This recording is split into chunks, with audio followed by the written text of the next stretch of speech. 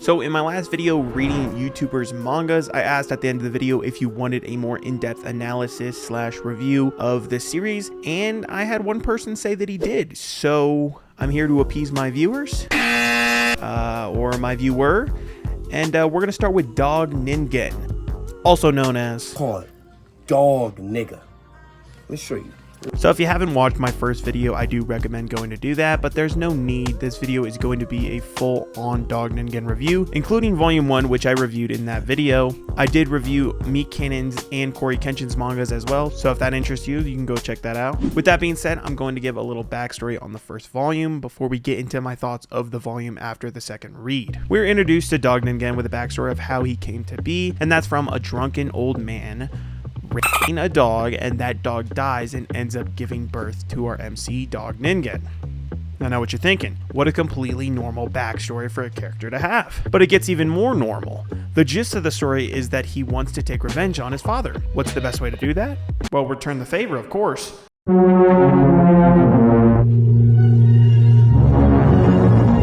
The story is very much summed up by this comic. I got lost hiking up a mountain and I saw a shepherd. I asked him, "How far are we?" And he answered this manga. That's how I realized I already knew the answer. We were at the peak. God, what a fucking philosopher. What a way with words on this man. Before we get into the series itself, I want to talk about the author, DH Animations. He has a YouTube channel. He does a lot of Dog Ningen content, but also does a lot of animation videos, like what if videos, you know, like what if Patrick the Star fought Majin Buu? Fight me! You know, who doesn't want to see that? So go check him out. I left his channel in the description below. What to say about this volume? Some of this may just be reiterations of my previous video, but the art is excellent. It's amateurish in a way while also excelling at a lot. One big key point I'd like to touch on is the fight scenes. With the characters moving at such high speeds with such powerful impacts, the artist does a really good job making the reader feel the impact while understanding the fight choreography and movements as well. Crazy fight scenes, bro. Look at his panel. Ooh, that's fucking cool. Ground exploding around. I like it. Love it. Another thing that sets this manga apart is the crass comedy. Where other mangas might break up the text with a lighthearted joke, this manga, he gets his cock ripped off. Balls gone. Shaft gone. They keep you intrigued with the comedy. It's ridiculous, bro. My cock! No! The last thing I'll mention is some of the serious notions this manga takes. You can tell there's a lot more character development to come, and I'm really excited to see what these characters become. Poor guy. I wonder if this is inspired by DH Animations' life or something. Seems kind of weird that it's just like he wants to be an artist, but he's in the assassin business. Kind of seems something to relate back to his own life, maybe. I don't know. The manga takes the classic finding yourself trope like a lot of great mangas do. Berserk, Vagabond. With this manga being a very quick read, 25 to 30 minutes, the viewers are left wanting more. And I want more.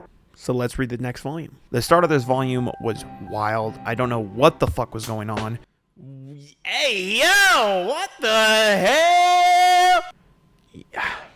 Yo, nah, this is crazy, bro. What am I reading, bro? He shoved 2 sticks of dynamites up his ass? He's not even phased.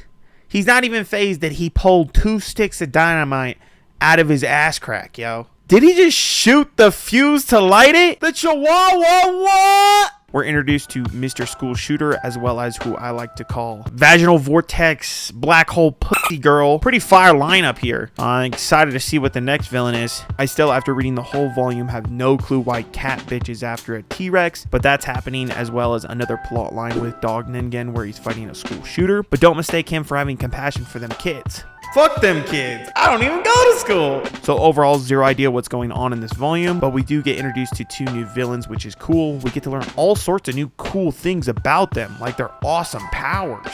I'm just reading along here. Okay, I'm trying to have a good time.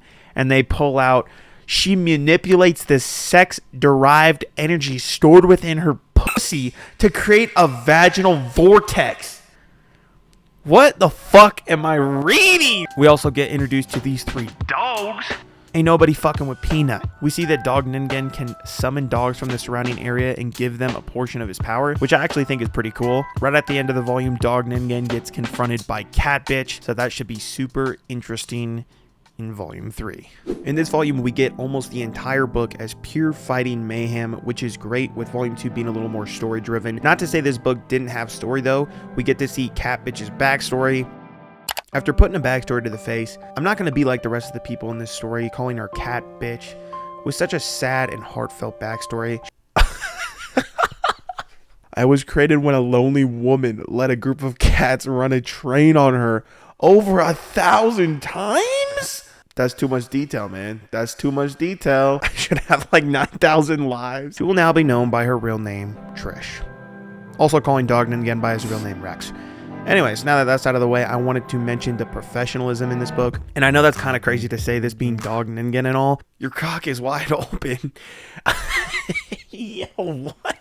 But they added a table of contents and some inspiring quotes from the author. I even feel like the art has gotten better. And I can't talk about volume 3 without mentioning the sick ass powers. I genuinely love the powers they chose, relating each move and attack back to the characters and who they are. Trish with her extremely nimble fast skills, as well as some sick yarn attacks and her pussy vortex. Rex throwing a stick to Grim to use as a sword and a ball to Max for a ranged attack. Another amazing volume, my favorite one yet. This volume takes a lot more serious of a turn than the previous one, with it showing just how distraught Trish and Rex are by people always looking down on them as less than human, treating them like trash, which is in turn causing them to form a sympathetic connection. Neo being a goat in this volume, as well as the unexpected goat card being given to Officer Yukuo,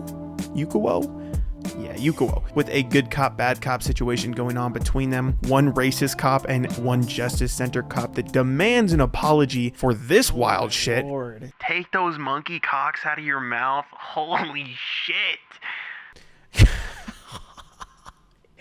What the fuck? They stay killing it with the artwork. A lot less jokes in this one, but still some funny shit. On to 5. Wow. And for the final volume that has released, volume 5, they're jumping the quality up majorly. Art looked amazing. Storytelling was a step above the rest in my opinion. Another very serious tone in this volume, but the execution was excellent. Building Neo's and Rex's friendship up, building Yukuo's backstory on his earlier cop days, and they show Rex when he was a kid, and it's genuinely sad. This is actually sad, this poor little guy. Come on, man. Why you doing my man like that? But just an all-around excellent volume. I feel like this is going to be the leap in quality this story needs to take it to the next level. These chapters show that though this may be a ridiculous story, a wild concept, there's more to this story than what meets the eye, and I truly feel like this is something special and unique. Well, unique is kind of obvious, isn't it? Oh, Neo's here. Neo's here. He's stopping time. Yep, I knew it. I knew it.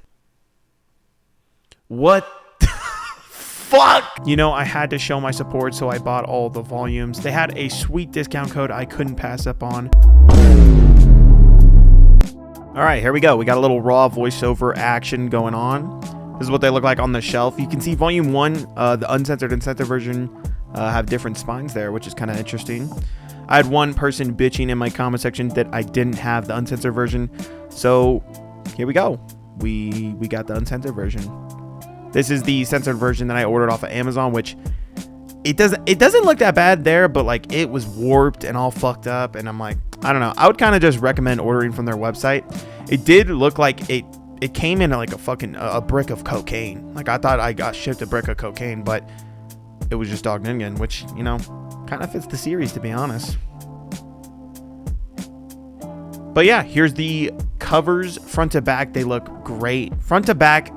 The cover art on the front, back, and spine look great. Like even this one, dude's a school shooter, but he's looking dripped out. He's looking dripped out in the classroom.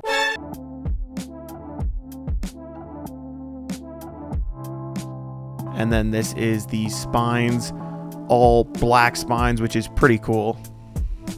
And they're not warped at all, so I appreciate that. And they're all individually wrapped.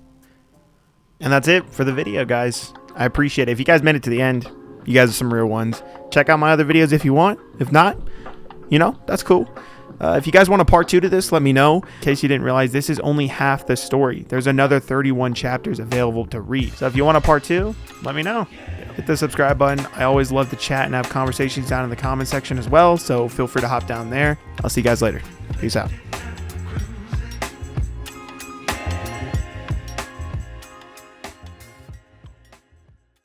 Imagine not being able to enter stores. No dogs allowed. No. Bro's pulling the Kamehameha out in the middle of class. Oh, shit.